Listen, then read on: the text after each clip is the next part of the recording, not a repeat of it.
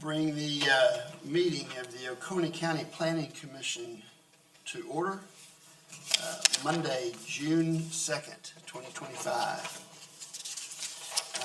Mr. Nix, could I get you to say the invocation? Yes, sir. Everybody pray with me if you would.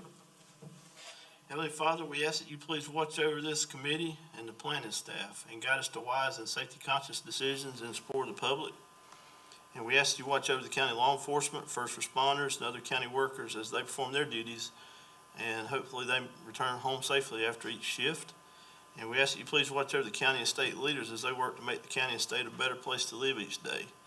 And finally, we ask that you watch over Mr. Coley as he embarks on his new job, and we'll have prayers with him. In his name we pray. Amen. Amen. Amen. I lead off with the pledge. I pledge allegiance to the flag of the United States of America and to the republic for which it stands, one nation, under God, indivisible, with liberty and justice for all. All right. I'll hear a motion to approve the minutes. So moved. Second. I was not here, so I'm not gonna be able to vote on the minutes, but I did notice a couple of things that were kind of standout-ish. One, it says Perry Smith Markovich. That's close. There's something that I'm not aware of, but, Sometimes we Perry and I speak with the same voice. so that was something I noticed. I also noticed that there were 3 people that spoke in opposition and 2 people that spoke of opinion.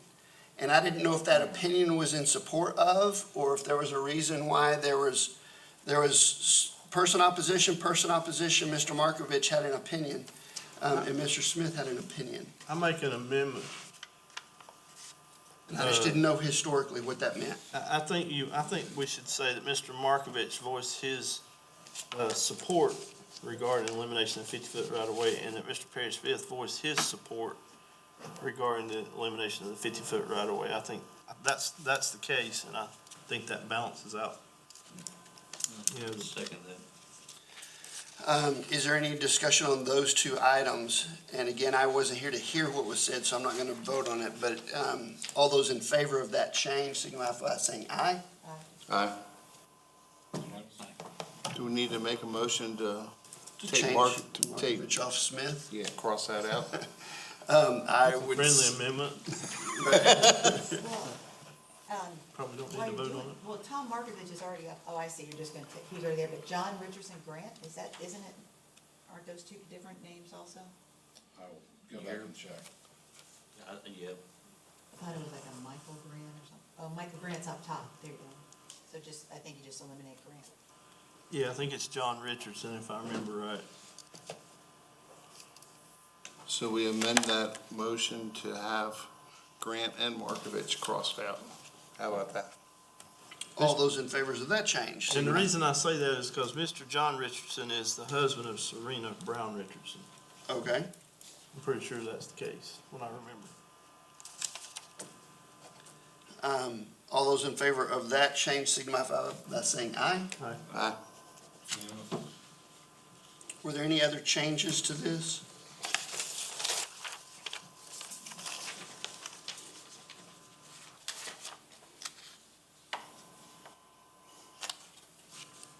All right. All those in favor of the amended minutes signify by saying aye. Aye. Aye.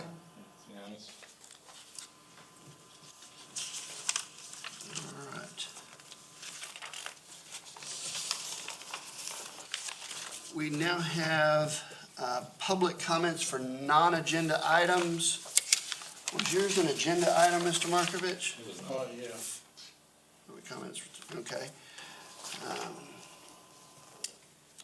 All right, and now we have commission member comments. Are there any general commission member comments? Yes, sir. I'd like to make a plea to the public. We have one person here representing the public tonight. We gotta do better. I know you guys don't always like what we do, but at least show up. Please. Any other commission member comments? Mr. Coley, we're going to miss you. Congratulations on your new adventure. Thank New job. All right. So let's move on to discussion regarding ordinance, chapter 32 in the Unified Performance Standards. Mr. Markovich had a public comment, so let's let you up first.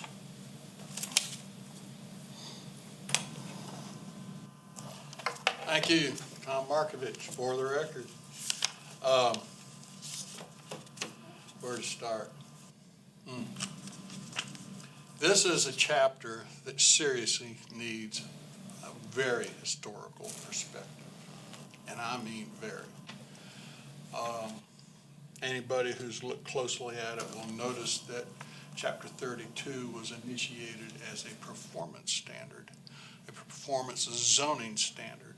And the primary reason for calling it that was because at the time, you could not mention the word zoning in this county without having shotguns come out. And I know personally because I had to have a protective, I had to have police escort me out from the courthouse. And for my protection, not because they were kicking me out. But anyway, the primary reason for the performance standards and going the route that they did was because the airport.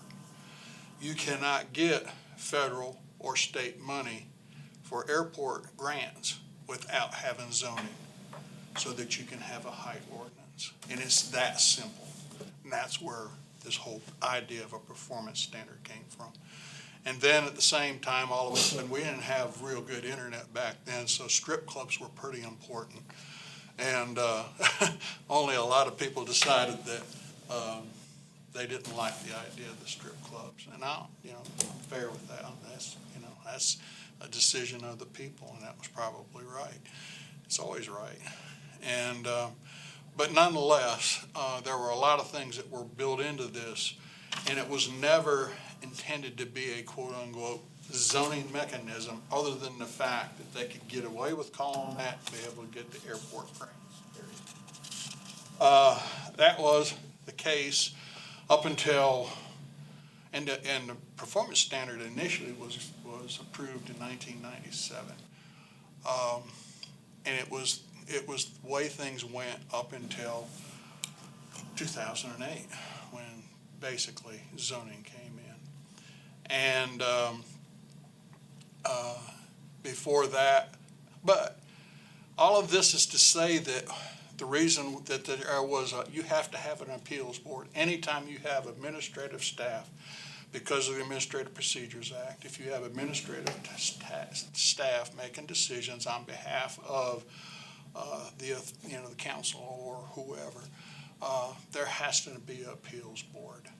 And so at the time, they let the Zoning Board of Appeals do everything.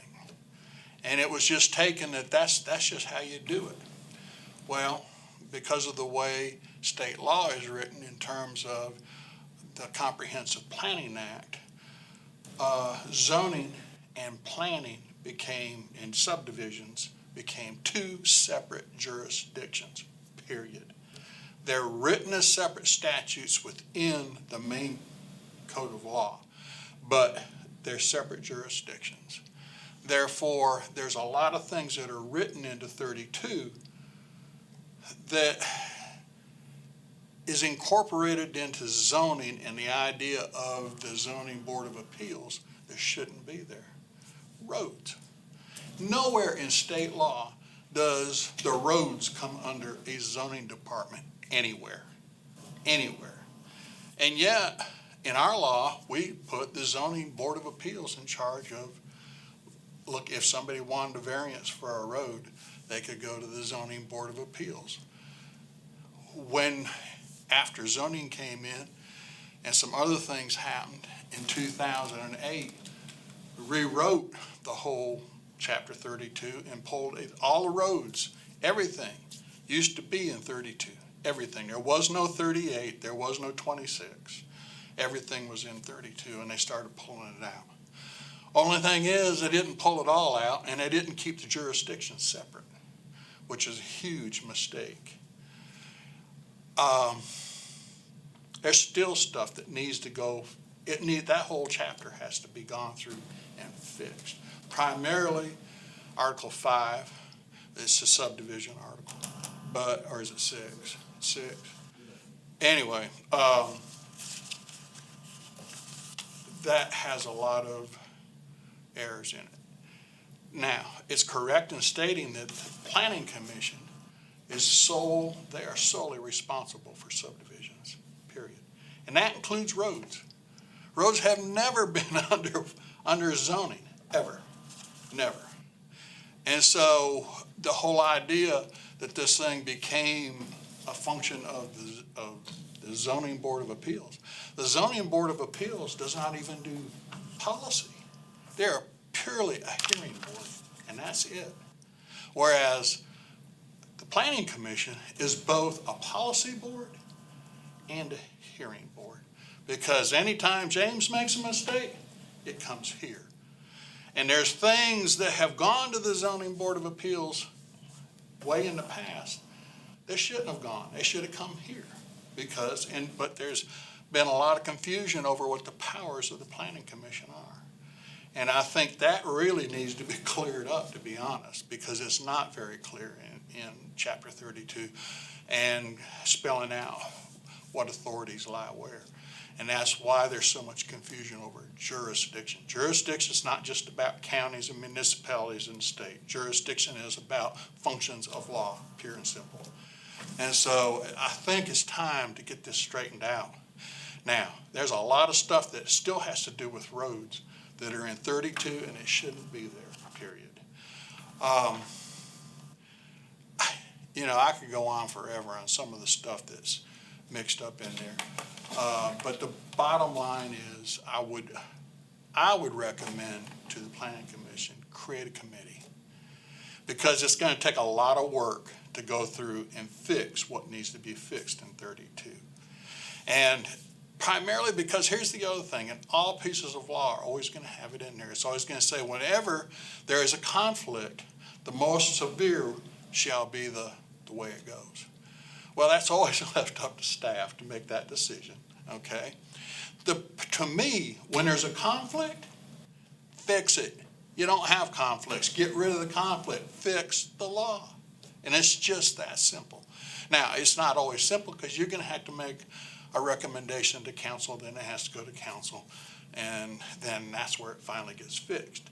But this idea that we have to have all these clauses that says the one that's more, severe or stringent is the one that rules. I mean, that's purely up to whoever's thinking, I think today that this one's more. No, I think that, who knows? Anyway, I recommend create a committee, go into 32, and start drilling down. There's a lot in there that needs to be fixed. That's it. That's all I got. Before you step down, I'd like to ask Tom a question.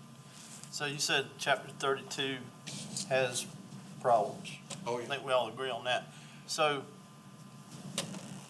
my thoughts are if we create a committee, we need to give them a set of ground rules about what we would change in 32 or eliminate and why. So if we made a list like anything in Chapter 32 that is overlapping with another chapter, move it to the other chapter and preserve whatever's conservative. And then if Chapter 32 conflicts with another chapter, we need a set of criteria in order to go through and review 32, mark it up, and get the pieces out and into the right places. But what's going to be left? In your opinion, what's going to be left in 32, and what would we call 32? If not unified performance standards, what would we leave in there? I would create what would end up being basically a subdivision chapter. And the reason I say that is just like the height ordinance for the airport. There's no question, that's a zoning thing. always has been. It should be in the zone, in chapter 38. It should be Gotcha. moved out entirely. Group homes, that's a tricky one, because it really has nothing to do with the subdivision of homes, except for the fact that it's got dwellings in there. But group homes are a different thing. Strip clubs, that's a zoning issue. It has nothing to do with, again, they used to be performance standards, but they're zoning, and those need to go to the zoning ordinance 38. Trying to think of what all's in there. The height ordinance, strip clubs, group homes. The reason I'm asking this is because we're gonna have to create a charter for this group. Yeah, I Go agree. Mark up this thing and Yeah, move it around. yeah.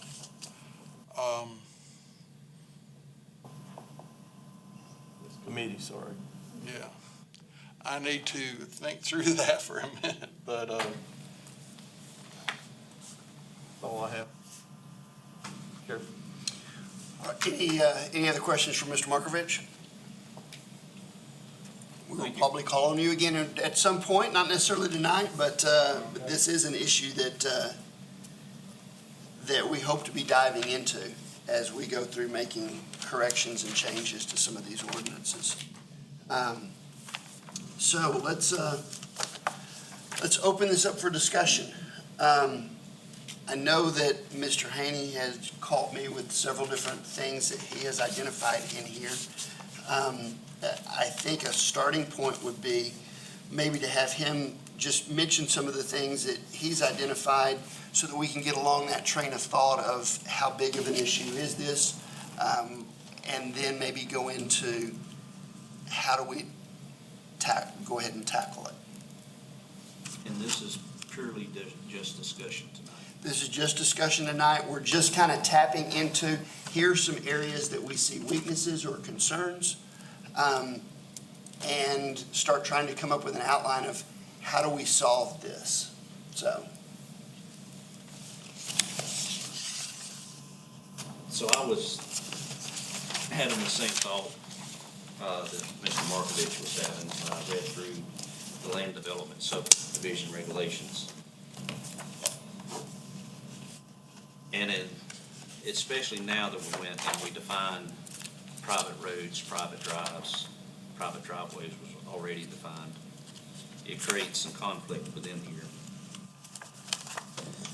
Under Article 6, Section 32-211,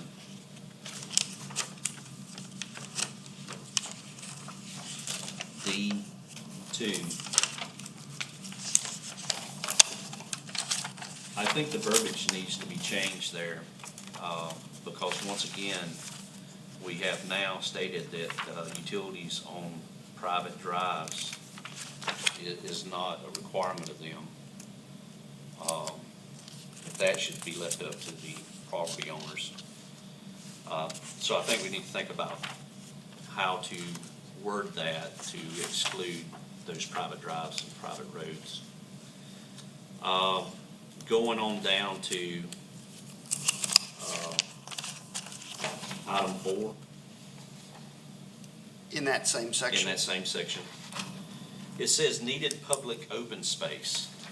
That's misleading. If this is a gated community or a community that's of all private property owners on a private road, and that road is marked with no trespassing, there is no public open space if they choose not to have any. Maybe that needs to be reworded as to something dealing with the community open space, or just take public out of it and just have open space. And other public purposes, that's another area. Because this is trying to be one size fit all, it creates those issues to where it can be misinterpreted. And those are another example. And there's examples all through here, I'm just highlighting. And I'm not gonna do like I did the last time. Y'all will receive a markup thing of any changes I'm proposing.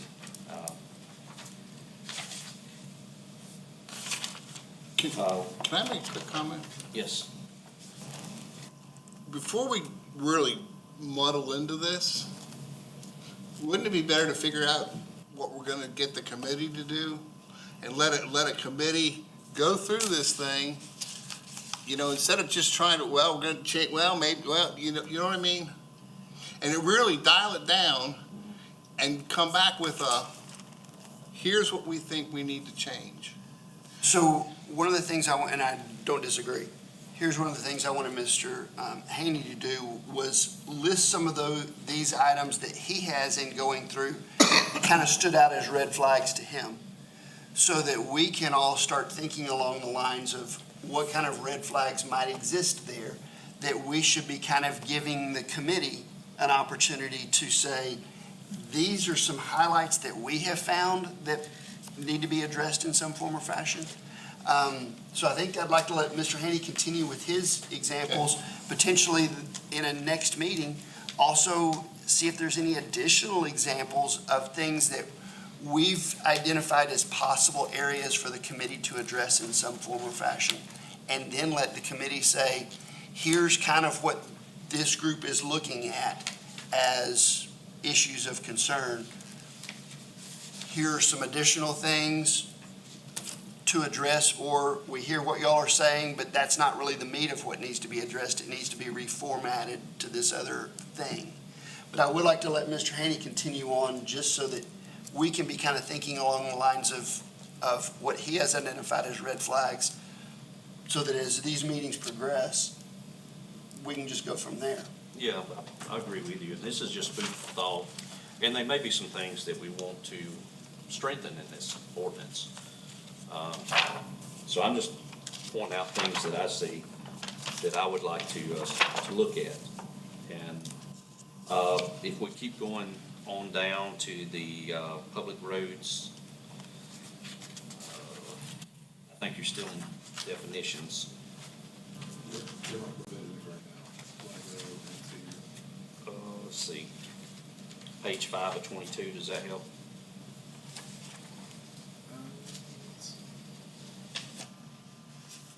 Page 5 of 22. Yeah, if you printed it off. So that's section 3. Is it the road compliance with road standards?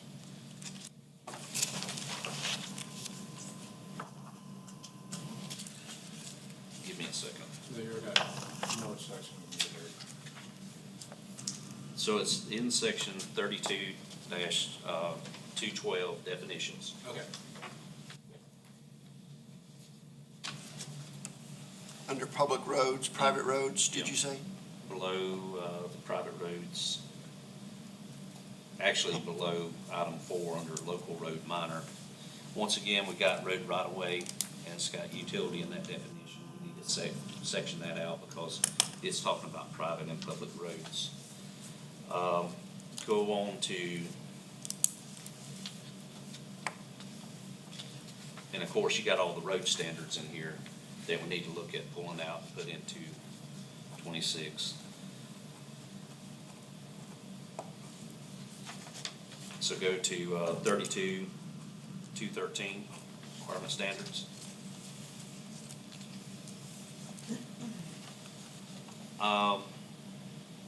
Item E. So I know I've talked about the exemption of the property owners when it dealt with certain traffic enforcement. And I would like for Mr. Reed to come back and give us his take on this, whether we can have those nice looking wooden stop signs in these subdivisions that's engraved, and they're of smaller size and they're not that big gaudy sign.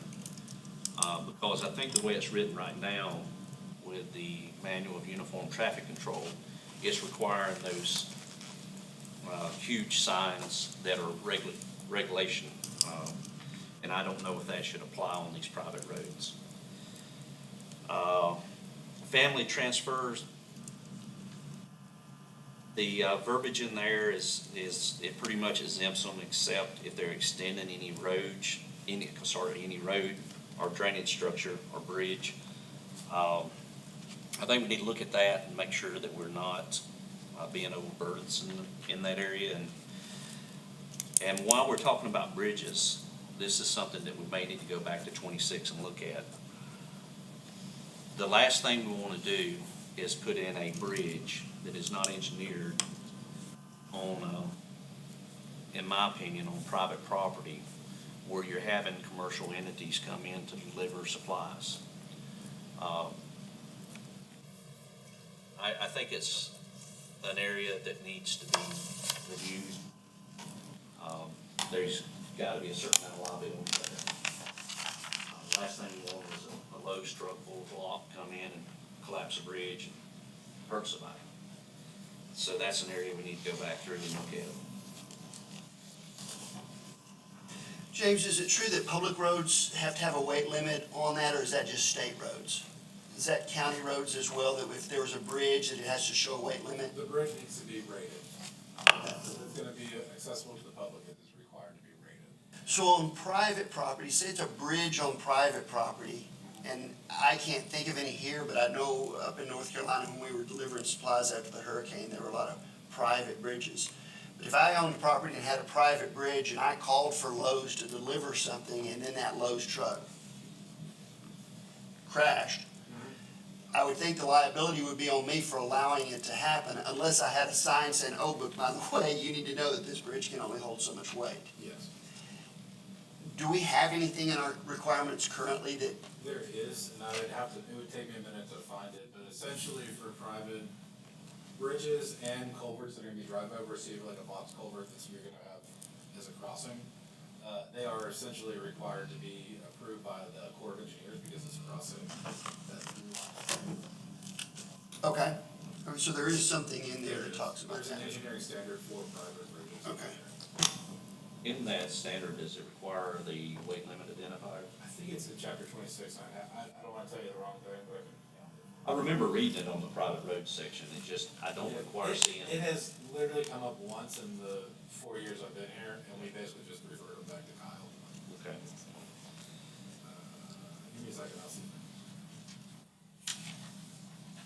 I don't know that it's, my question was just, did we have it, or that kind of was one step further than what Mr. Haney was mentioning. I don't know that it's necessary that we find it now, but those are, I think, discussions that, Sorry, I'm gonna pull this back real quick. So this item 4, have a minimum driving surface, but this second, certifying the maximum weight limit of any bridge or culvert located along the drive. All bridges and culverts over which a private drive crosses a perennial stream must include appropriate signage, displaying the structure's weight limits.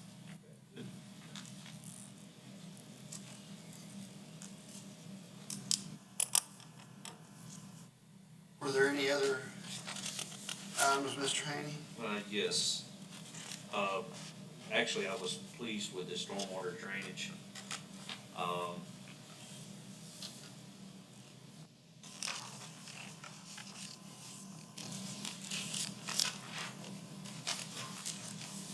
Right here, hold on, let me go back so we don't lose where we're at. Section 32-217.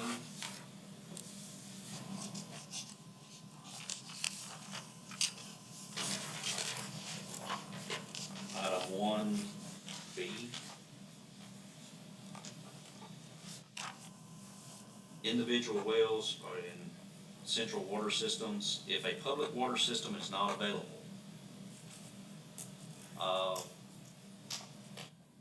the verbiage in that seems to be forcing those individuals into hooking onto a public water system if it's available. I think we need to look at that, especially with some of the issues here in the county. Mr. Markovich would like to speak.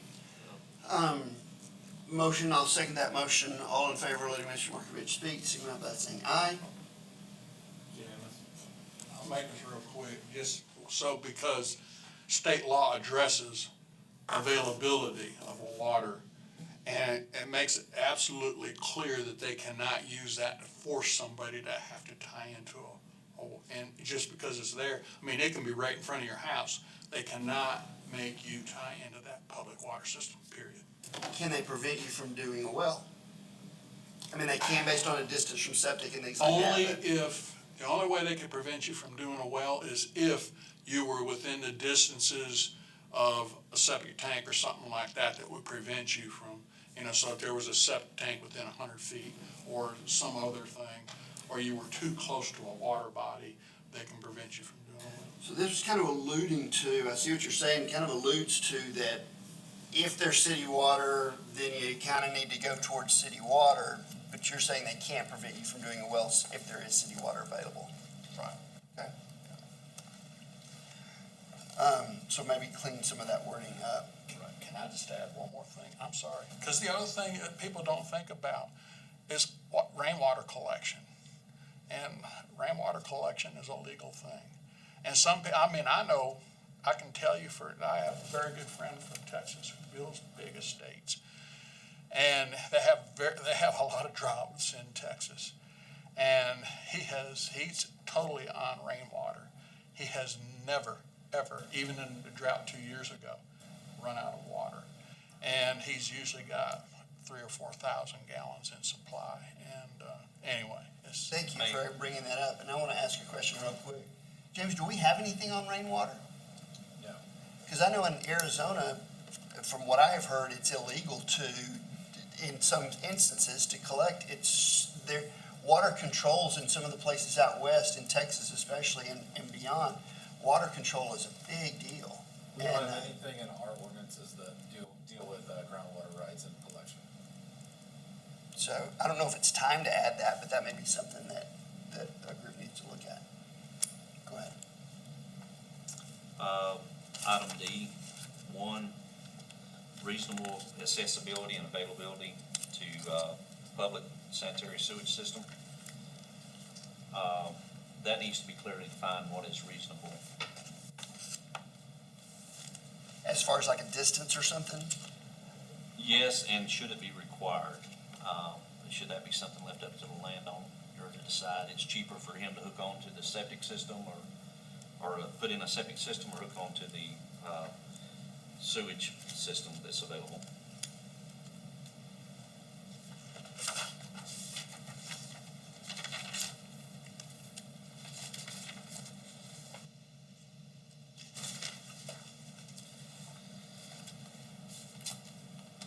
Yeah, there's already been some back and forth over that verbiage. I should have told- Definitely needs to be clarified. So, section 32, 221, sketch plan.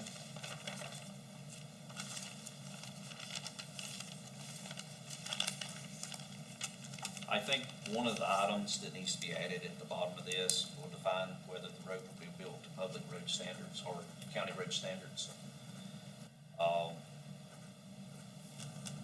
There's more than just the width of the road that affects the road standards. The elevation climb and descent is another item that really restricts a lot of subdivisions being able to adhere to that standard without cutting off half the mountain. So that needs to be defined early on. James, may I ask you a question? Does the developer give you a letter of intent on whether he wants that road to be a private road or a public road? There's not a letter of intent, there is typically a conversation that they have with either Kyle or I about what they intend to do. Most newer subdivisions would love the opportunity to give those roads to the county.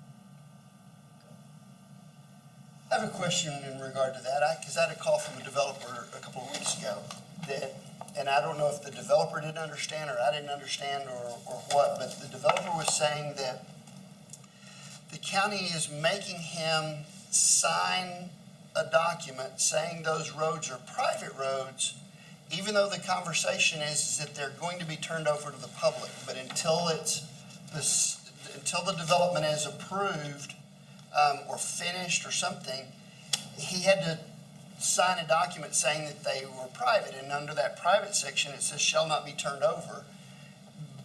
Even though there's I'm going to say a wink and a nod. That wasn't the conversation that I had with him, but there was this unspoken, oh yeah, but we'll take it.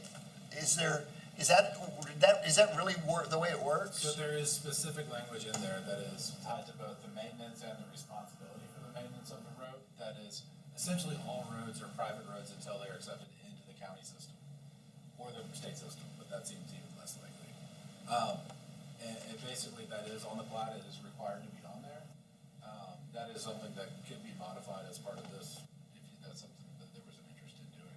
So like what you said with a letter of intent, that if the developer intended for something to take place, that could be an agreement in conversation before the subdivision was ever approved. The only body that can accept new roads into the county road system is county council or the Okay. administrator with the county council's blessing. And since some of these subdivisions could take 2 or 3 or 4 years to be fully built out and have those roads available, one council can't bind a future council to something. So you can always say, yeah, we looked at it, I don't know that there would be a problem, but you can't make a guarantee for a future council that they would be accepted into the road system. On 26/2/12, it says right in here that you have to have in writing for the planning commission. And it states, you know, the road right of way and the acceptance by Oconee County, and it's right here. And it has, and at the bottom it says, and who shall share the responsibility of. It's right here that it needs to be in the thing, the exact verbiage of what the plans are for that road. That is that language that I was saying, that's what's required to be on that plan. Okay, so all of that includes, so it says that it's gonna be private, Yes. and it says that it shall not be taken over, and then it says it should have these other things with it. Well, it also says in 26 that you are to build the roads to the standards, private roads, you are to build them to the standards of Oconee County, period. And it shows the, what do you call it, the inspections.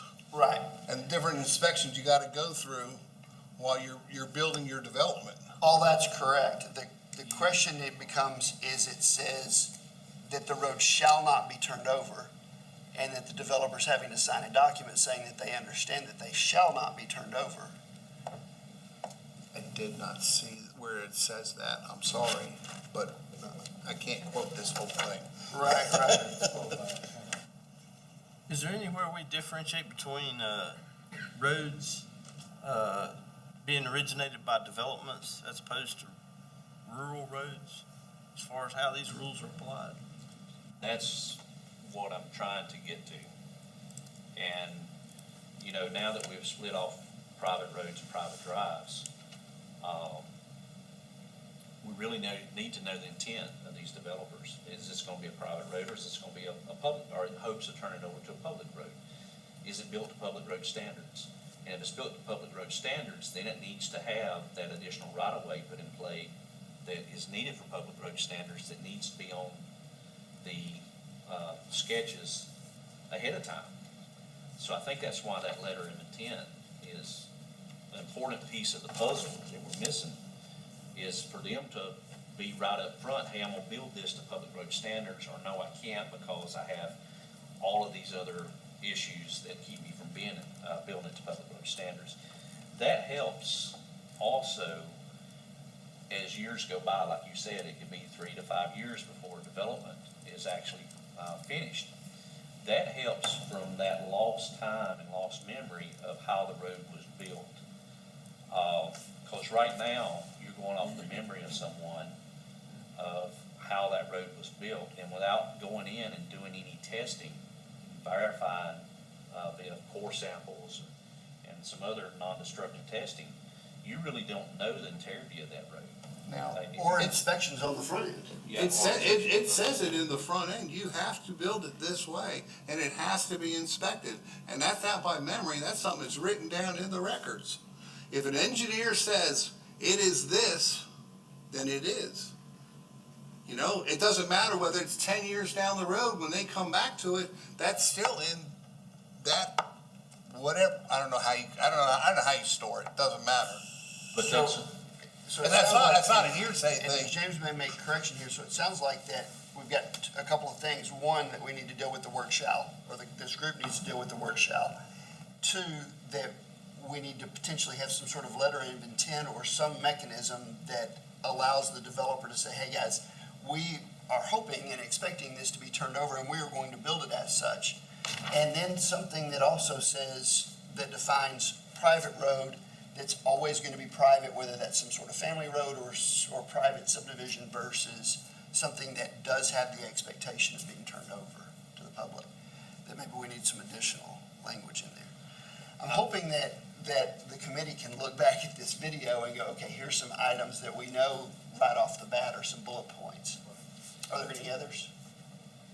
Going back on roads, they are situations, especially in the northern part of the county, where you're not gonna meet the road standards. And if you cross the state line in North Carolina, there's good examples where you're not gonna meet South Carolina state road standards. And that's one of the reasons why there's a clause at the very beginning of that road standard, that these are, designed, I forgot the verbiage on it, but basically just telling these are guidelines to go by. The same thing with the International Fire Code. It's got its own caveat for if you cannot meet that standard. There's other mechanisms to put in place. So we got to remember that the private roads are different, and they need to be different, because it allows that individual that wants to build back on the back 40 and has a pretty decent climb into his home, is able to build there and not allow him to use his invested property. But, so I think that needs to be added in there, and I think we need to look at a letter of intent, so we know right offhand, so we can have those inspections done up front, have all that stuff documented, so we're not going off memory, and so it can be passed down, when they do decide to make those roads into, a public road, or petition the county to make them into a public road. The other thing is, these roads we don't know about, I think there needs to be some verbiage added to it, so that there's some type of engineering sign-off that he's verified that the roads do meet those standards. We're just not willy-nilly accepting roads because they look good. I think that we need to verify that they have a certain amount of pavement, a certain amount of hard pack underneath. So we kind of do some of that right now, just because we know some of these folks do intend to try and get these roads to the county. And Kyle is really good about working with developers and doing inspections at critical path steps.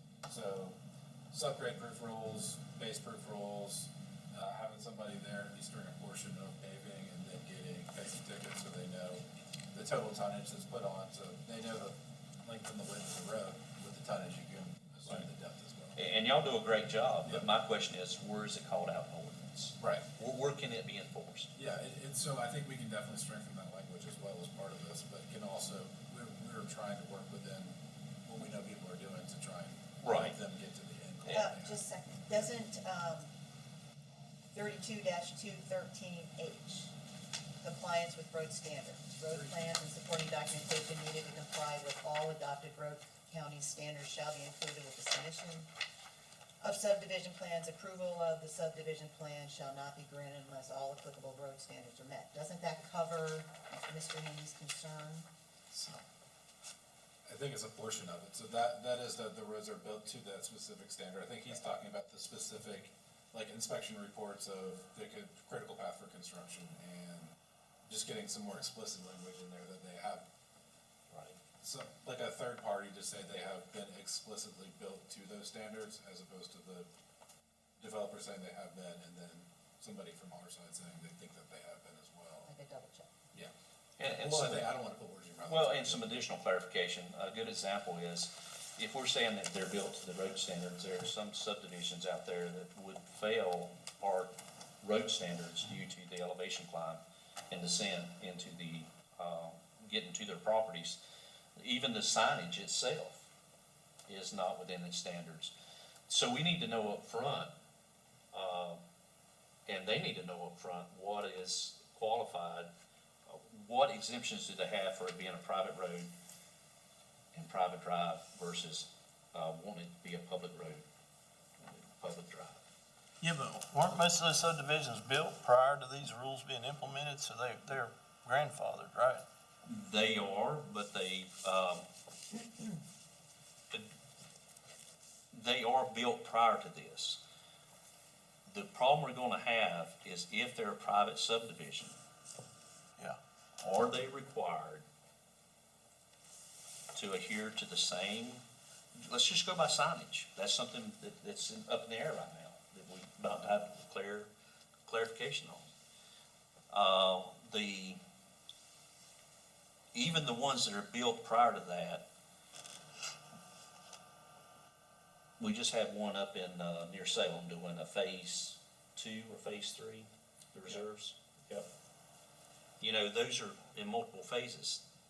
They're not grandfathered in, are they? The new sections are not. Right.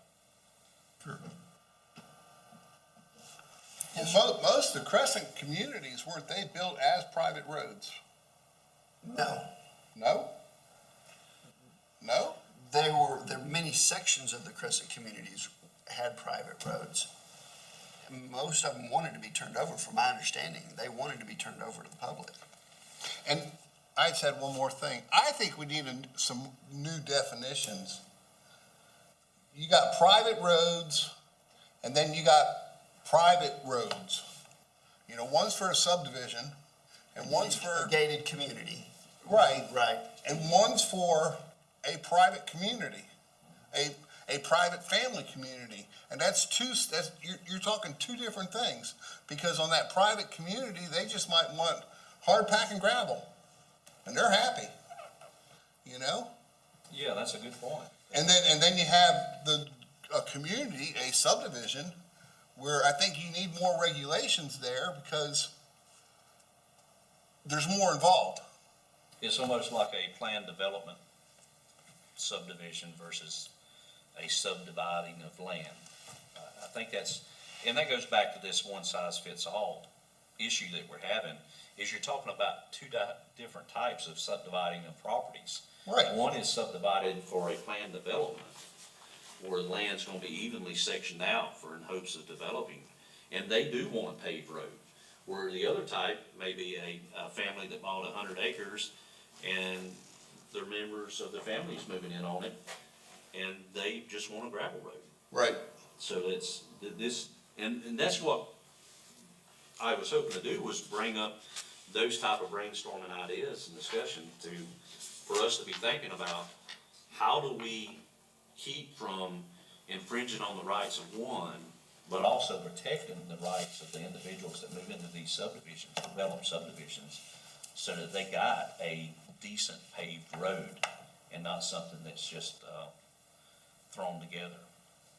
And there was another thing I read in here was 3 years after the subdivision,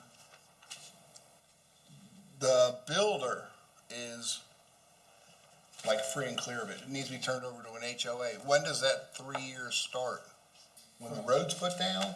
When that final plat is recorded, or when the road is supposed to be put down when that final plat is recorded. All the utilities should be in place, so the roads, the drainage, the water, and the sewer should all be in place when that final plat's recorded. Okay. To start a clock. Okay. If they bond it, it is when the bond is released. So if you, bond your subdivision, and you're gonna go 18 more months, but you wanna start selling lots now. So you bond all your infrastructure. When the bond is released is when that new Right. plat starts. Which the new HOA or whatever needs to be aware of. Correct? So they should be aware. It is They're a not buyer always? beware- Yeah, well, I mean, it's a buyer beware state, and there is not a legal requirement to have a certain level of education or understanding to serve on an HOA board. It is either appointed or elected by the membership. So, reading comprehension, there's not a test or a score. I mean, it's funny, but it's serious. No, but it is. And a lot of And- times and- that first HOA group is just whoever was willing to stand up. Oh, yeah, there's a lot of people that it's like the last, or whoever doesn't show up to the meeting gets selected and put on the board. Right. Yeah. So the last thing is, and I'm sure there's plenty of others that y'all come up with and areas that need to be strengthened. I did like how the utility easements is called out. is part of the requirement, along with water, gas, storm drainage, electrical lines, all that. But under the certificate of, let's see, maintenance for private roads. Sorry, where Where are you? I apologize, we got off track and I Yep. lost the place where. Be nice if they put these numbers on every page. Section 32,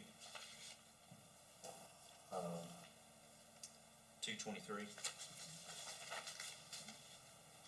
Okay, you're in the certificates, gotcha. Right there at the bottom, page up there, right there. I think right here is where we need to put in, that the road should not be accepted, by the county until they are verified by some type of non-destructive testing to ensure compliance by, a PE. I'm sure that verbiage can be worked on. But I don't see the county taking on, roads and then being responsible for having to turn right around within that year or two because of settling and other issues, drainage issues. So there's gotta be some kind of sign off, somebody held responsible, other than the taxpayers. But that's all I have on this. How many roads has the county taken over that weren't up to standards and they had to fix? I couldn't tell you, I do not know, especially historically, I don't know. Port Bass is a good. What's that? But the county's never gonna take those over, correct? No, they have. The county has taken over? The county has taken over. What about Port Santorini? That's another one, isn't it? Yeah, and there's roads here in the county, and I'm not sure the number, that the county took over from the state that do not have, right of way, it's ditch to ditch easement. So there's a lot of, we don't wanna get ourselves into more of those situations. And that's what we're hoping to do with this, going through this, is really define the difference between private and those who intend to turn it over to public, and define, what is required up front, so it's not playing catch up. Yes, sir. So maybe an approach there would be a definition of private roads originating under planned subdivisions and private roads originating outside of that. And Maybe that's maybe somewhere even- to start. Right. The one And thing then I'd like to, when we rewrite chapter 32, we clarify that. one thing I would like to see, in addition to what Mr. Markovich was saying, as far as getting things in proper places, is getting everything down in black and white, so that, I mean, I've been here now through 5 different planning directors, I think.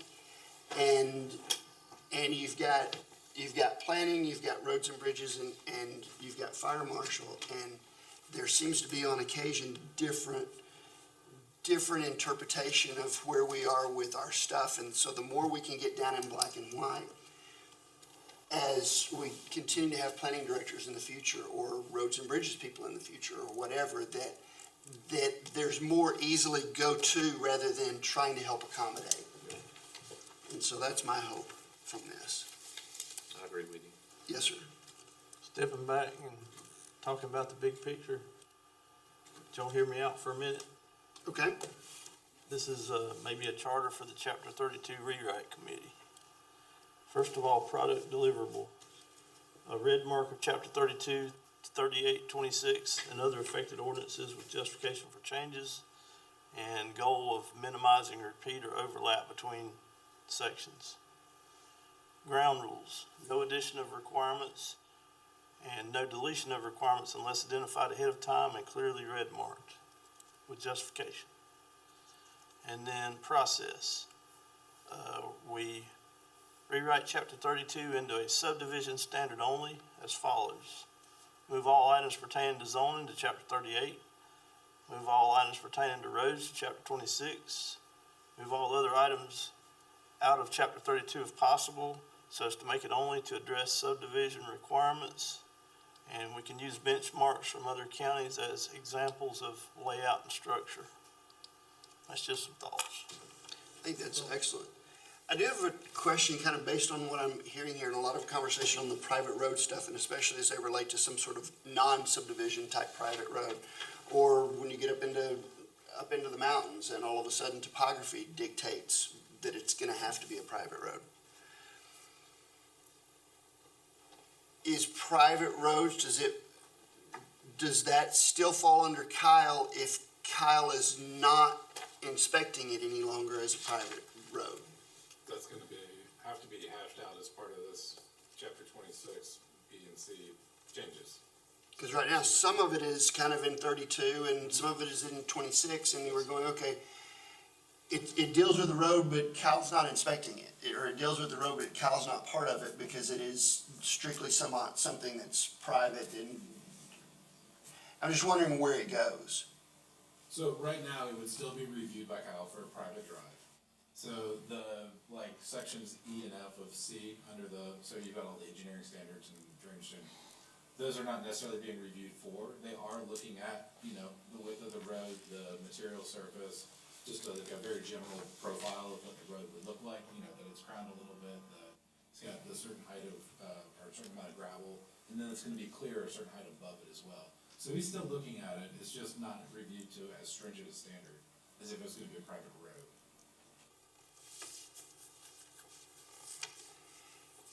But in the directions here of 26, it is specific for private roads and private drives. Yes. It's specific, you have to do this, this, and this, whether it's private or not. So the private drive has a lower standard than the private road, so he is reviewing to that standard Okay. that he looks at. So another question or follow-up question to that. In 32, if there's a question of interpretation, that would be planning and come in front of the planning commission. If it's in chapter 26, and there's a question of interpretation or a question of intent or something of that nature, is there a review committee for that in roads and bridges? Or is that a variance that somebody would be then asking for? Where does that get dealt with? Yeah, so if there's a disagreement between the developer and the roads and bridges reviewer, that would come to this body. If there is a request for a variance from a road standard, Mr. Martin said, right now it would go to the BCA. So that's still there even though it's in roads and bridges and not in performance standards? Okay. So all of the chapter 32 pushes back to 26, so it meets the standard of the chapter that deals with roads and bridges. Right now. Okay. All right. Are there other items that are kind of red flags that if we do a committee, what that looks like? And then if not, what does the committee look like? How does that look? Who is it made up of? Do we have any ideas, or do we want to talk about that or think about that and bring that as a next meeting? People that aren't here can be on the committees. I vote for that. I'll second that. Maybe that's something that we think about and that we kind of bring back an opinion to the next meeting as to how is that committee to be made up? What does it look like? Is there like a number? I don't know. Is there like a number on, hold it down to 8 or 10, or is it, We can make it work with what you guys want to, so I think you probably want some staff members on there. You probably want Kyle, I think you probably want Kyle. I think you probably want Clint, the fire marshal. I think you probably would like to have new plan director. I think you'd like to have at least 2 or 3 of y'all, maybe invite some local developers, maybe some builders, maybe some folks who work within those regulations on either, not just traditional single-family homes, but either people that do multifamily things or mobile homes or any of those things. Those are all certainly people who work within that ordinance on a daily basis. So could potentially provide some insight to you, but you don't have to invite anybody either, that's kinda up to y'all.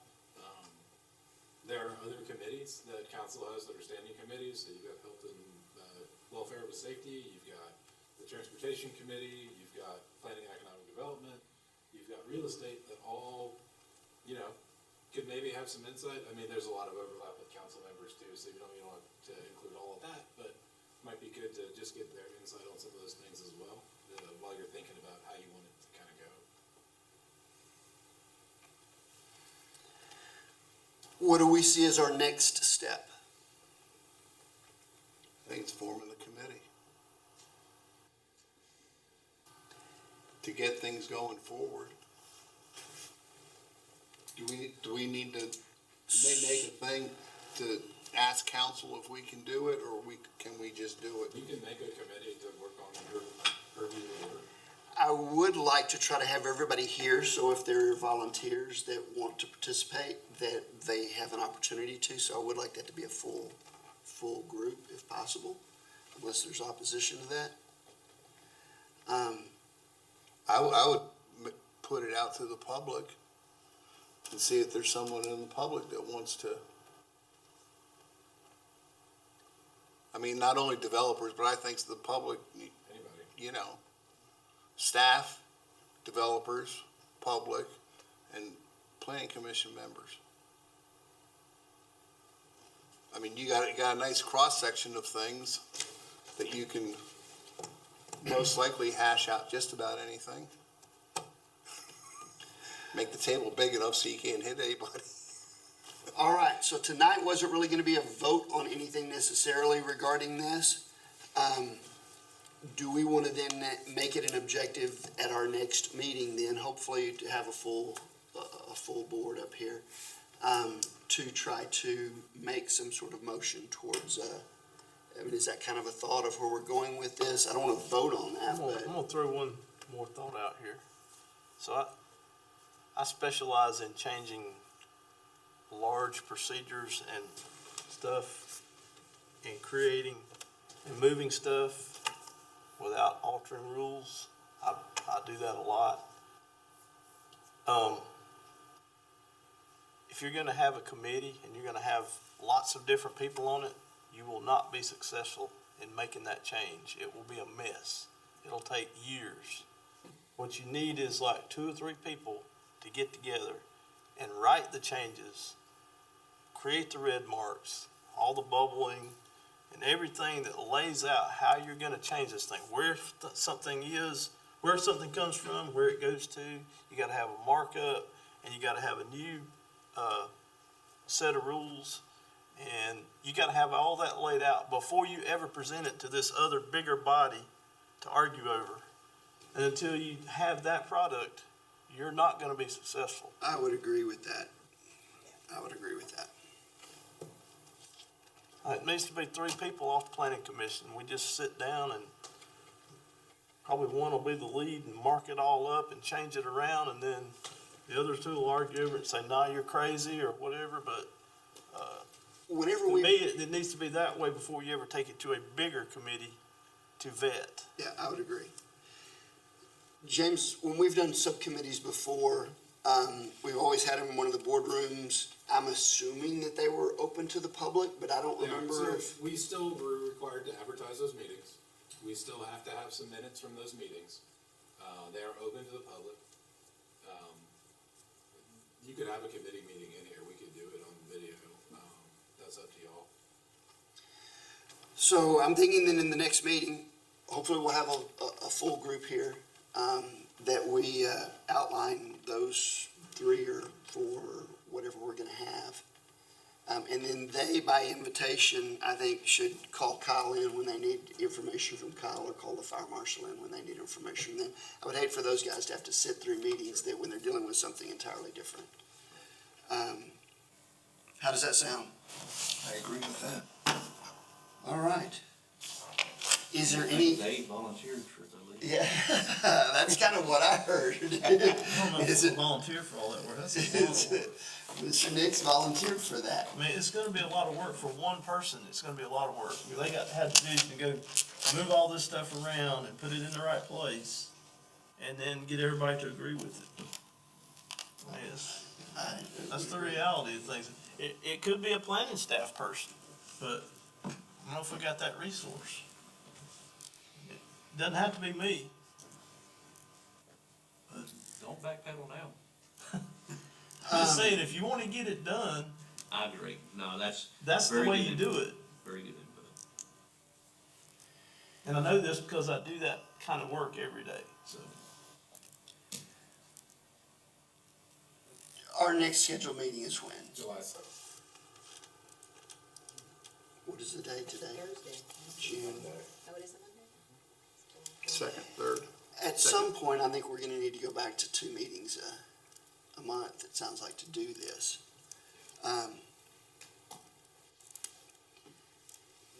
Do we as a group wanna try to do that, start this next one in June? Or do we wanna wait until the July 3rd to hopefully have everybody, wait, July what? July 7th. 7th? In hopes of having everybody here. What if we had, What was your? our- I'll be back. July 7th, I'll be back, so. what if we had our regular meeting and the second meeting would be of that committee? To Yeah, start hashing things out. maybe that's the ticket. And it's gonna take more than one meeting to. Oh, yeah. Yeah, I mean, no, I- we're talking a and while. that, yeah, that may be the ticket. Okay. Just an idea. I don't know. So the question becomes, do we want to have our next meeting July 7th? 7th. Or do What is we, our next scheduled meeting? July 7th? I'll make a motion that we have the meeting July 7th as scheduled. Okay. Second. Just continuing to keep our meetings as they are. I think that's a friendly motion. I don't know if it needs to come to a vote. Now, what are we, We are already Yes, scheduled for Nicole. July 7th. The question is do we need to speed the process up a meeting to get everybody here, or do we think that maybe everybody will be here that July 7th meeting? I'm fine with keeping it July 7th, if that's what we want to do.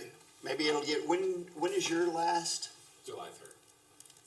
all right, so we need to have it July. I mean, June.